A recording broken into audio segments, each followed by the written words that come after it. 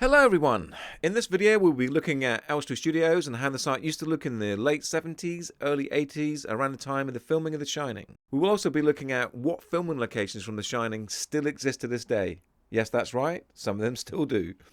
We'll be using Jun'ichi Yaoi's video, old photos and Google Earth to track Jun'ichi through the studios. Jun'ichi visited the studios just after the completion of post-production and was filming a slot for a Japanese paranormal TV show.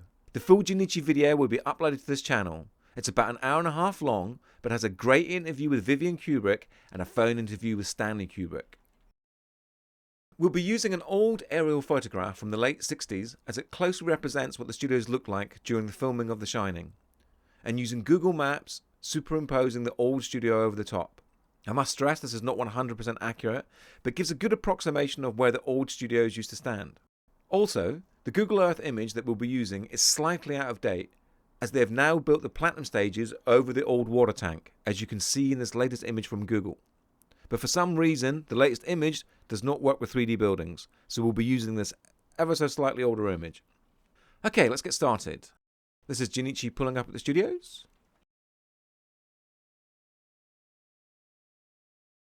And again, we'll be using this red dot to represent where Jun'ichi is located on the old site, and then reveal where he would be located in present day. The old EMI studio sign, soon to become canon.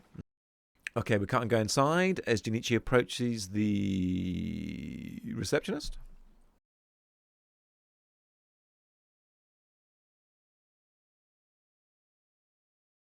Thank you very much. Could you take care of those equipment, please?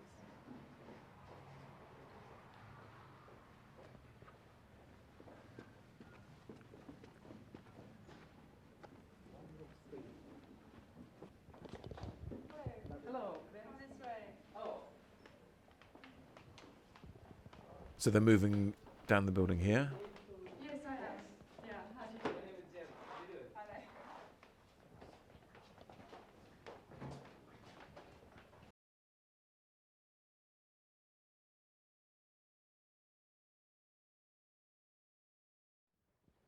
Jun'ichi meets up with Julian Sr., Vice President of Advertising and Publicity for Warner Brothers Europe. They go on to have a conversation about TV spots and advertising from The Shining, but we're not interested in that, so we'll cut to Julian giving Jun'ichi a tour of the studios. Star Wars and Empire Strikes Back was made here. They have their offices here. The stages, the shooting stages, are all set back with the dressing rooms and everything. So let's see if we can find Stanley there. Okay, now they're walking past the old powerhouse that still exists. That's been there since the very beginning, since the studio was first built. Obviously used to supply power to the studios, but doesn't anymore. It was once used as the school location in Superman 4. 7, 8 stages now, all set aside for film. I should mention that I had a production company at the studios from 2009 to 2016, so I have good inside knowledge of the site. When I was there, the old powerhouse was used by a lighting hire company, and also had some apartments that you could live in if you wanted to. But Yeah. The people said that, the glass, one glass door. Yeah.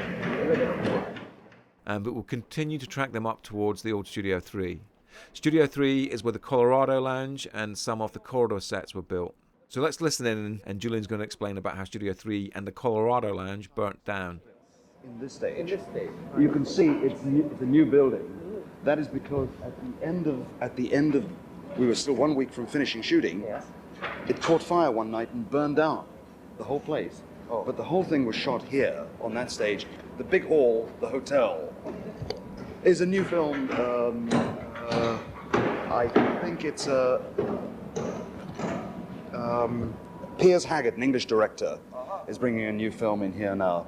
But it's a beautiful stage, beautiful, beautiful, beautiful stage, and it burnt to the ground. It literally caught fire one night and burnt to the ground. Right after you shoot. Well, there was still a week to go. They had to rebuild in small stages, small sections of the film. But what is interesting is that the huge halls, Stanley Kubrick has a theory. Yes. And it says like this. You don't need CinemaScope. You don't need the cast of thousands. If you have a good set designer and cameramen, camera crew that are good, Right. it seems to me that you can shoot straight 166, flat, not cinemascope, not widescreen, just flat 35mm film. When you look at the Shining, when you see the film, you will see what I mean. And the exterior was built on the back. Oh. The snow, those huge piles of snow, is salt, industrial salt.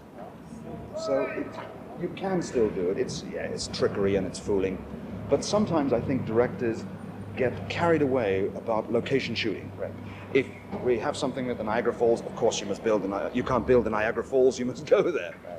But if you had taken this film to Colorado in the snow in winter to try and shoot this film, imagine the problems of taking a unit of 150 people up where there's 15 feet of snow. Right. The first day you walk across the snow, the footprints mean you cannot shoot there any longer, right? I mean, you know the problems. Any filmmaker understands that. Stanley decided to control things. You are able to control things within a studio set, within a set. I see. Well, when did you say this burned? Right after he took the whole film, so... No. He still had about 3 weeks' work with Shelley Duvall Yes. to shoot. When it caught fire in the middle of the night, what was dangerous was that Shelley Duvall and Jack Nicholson, their dressing rooms, Right. are just above here in a corridor in the same building. Yes. It caught fire mysteriously. Nobody knows why. Nobody knows how. I believe that it was an electrical fault, and the soundproofing in the studio. Because the same is true in Japan, of course, but in most countries now, so good are the microphones, so good is the sound equipment that you shoot on sync, you shoot sync dialogue sound everywhere you go. Yes. Which means that when you're shooting sync sound in here, there are trucks passing, there are people passing. The soundproofing is material that can burn. And that's what I think happened. I think. But I'll tell you what we'll do. We'll move up to, that's right, this is cutting up there. And see. So they're going to come out of the corridor here and head up towards the Enigma building, where the interior shots of the kitchen were filmed. Are those real ones? This is like a street view from Google Maps. It's not really a street view, but an interpretation of what Google thinks the buildings would look like in 3D. But you get it anyway. That's a wonderful. It's one only the film studio you have that. I mean, it's just so beautiful.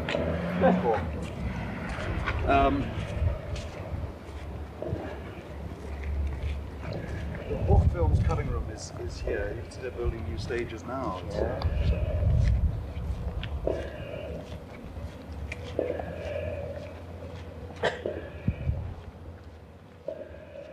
The most interesting thing about this building, the Enigma building, is it's where they built the kitchen set. And the famous scene where Jack gets locked in the pantry and tries to escape until one of the spirits lets him out. Ooh. But my point is, every location in The Shining were sets pretty much. What's amazing about the Enigma building is the structure of the kitchen, the walls, the pillars, the doorways are all still there. The room where Jack was locked in is still there. Or at least it was when I looked around 5 or 6 years ago. So it's actually physical sets. We can't really call them sets because they're real. So we're going to call them practical sets. Still exist from The Shining at Elstree Film Studios. Of course, they set some facades up, and I know there's parts where they've got fire exits where actually there's a window behind there. But I know they changed it ever so slightly. They took some walls down, and then they extended it and stuff like that. But the point I'm trying to make is that the basic structure of the kitchen is still there, and you can still go up the staircase and see this lift and everything like that. Anyway, I'll stop there. Okay, I'm trying to think if anything else was filmed in Enigma building. Yes, I think down here in this loading bay was the boiler room. I might be wrong, but I think that's where it was filmed. Jun'ichi and Julian spend a long time in the Enigma building, but we're going to show the parts where they talk about how the Enigma building was used as practical sets and still even exist to this day. Real locations that were turned into sets. Okay, I'm just babbling now. I'll just shut up and you can watch the explanation of what was filmed inside the Enigma building.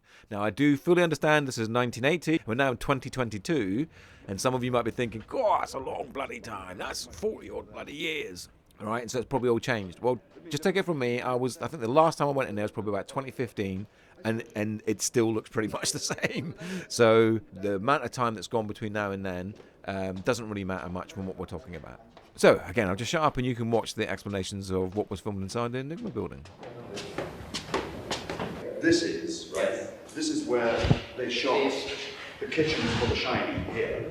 Shelley Duvall, all this was built, the kitchens were built through here. Yes, I remember that scene. Okay, and Shelley Duvall, she came running through here. If you look at the film, I'm sure the boys will show you a clip of the film. This is the point at which she ran through into the kitchens. Yes. こっちに入ってたんです. Well, you can't go through there, it's now locked because it's the storeroom. It's where the right, exactly. Alright, okay. We're now going to jump to when Jun'ichi meets Vivian Kubrick, Stanley's daughter, and she's going to show him more of the kitchen location.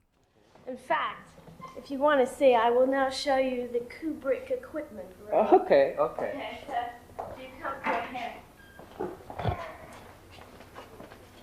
This actually, through here, was actually where we shot the film. This is I remember that. This is the larder storage door, right? Yeah, that's right. Yes. This is the larder. And this is where, like I say, this is where Shelley picks up the knife. Oh, This, because we shot most of the film in just what we could get at the studio, because, you know, there's very, very difficult to find any space in the studio. Right, I mean, the right. studio is not like, California. Yeah. So we just used every available space. And in fact, this whole room was the kitchen. And now this is the larder. Oh. このシーンがあるんですよね、イネさん。Okay. And Oh, this is actual storage. well, this is all our camera equipment. I see. And this is here, I'll show you.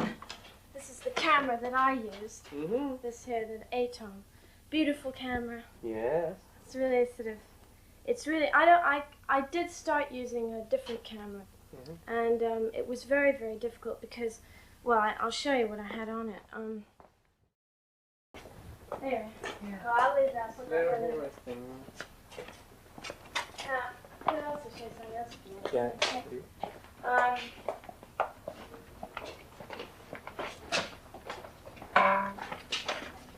In here. This is a place where we saw. Well, no, here, I'll show you. Well, I'll just make it go faster. Now this, Yes. I'll show you. This is the door of where we actually went in. Right. And right, let's get him in there. And there we are. Now, that is where I was showing you the sound equipment. Yeah. And actually, this room, all of these rooms, the room we're standing in, have all been various stages of the film. I mean, in here, this was the art department. Yes. And this was one of the offices in the art department. And, I mean, obviously you can't swing the camera around, but the whole of this room was just masses of box of photographs of research for, the inside of what lavas look like and for all the rooms that we used in the film. And this is the bit I was talking about. Just here, this is where Scatman makes contact with Danny. Obviously with no sound, it doesn't make very much sense at all. But anyway, so this is over. Yeah. And this is where, I'll keep it running, otherwise you won't see it. But back there, at the very back of the room, is where my cutting room is now. Oh, So all of these rooms have served a sort of a Four Seasons purpose. They've all been used for every single thing. I mean, in the film, for the film, everything. Okay. But, Cut. So last little bit. I thought it would be fun to show you where the old studios were in conjunction with the modern site and Tesco's car park, etc. So if you ever visit, you can know if you're standing in the gold room or not. So starting here, this is where Studio 5 was located and the set for the gold room was built. Okay, and these big buildings coming in now are Studios 1 through 4. Studio 1 here was the night maze. Studio 2 was hotel interiors. Studio 3, as we discussed before, was a Colorado lounge, probably room 237 and some corridors. Studio 4 was the hotel lobby and Ullman's office. Studio 7 was the ranger's office and Howron's apartment. Studio 8 was the staff wing corridor. Studio 9 was the caretaker's apartment. In these sheds, the games rooms and red bathroom were built. So as you can see, the production took up nearly all the space on site. Up here on the mound is where the Overlook Hotel exterior was built. And this is approximately where it was situated. It's just an educated guess on height, etc. But it must have looked cool viewing it from one of the surrounding houses. Okay, and one last structure that no longer exists on the site is this chimney in front of the Enigma building. And why did I bring this up? Well, this can be seen in the background of the Durkin store scene, which was filmed in the same general location as the Overlook Hotel exterior. You can also see the top floor of the Enigma building with its lights on. Well, that's it for now. Please remember to like and subscribe and hit that notification bell to keep up to date with all our latest videos. I hope you have a great day and a great rest of your week. Bye-bye.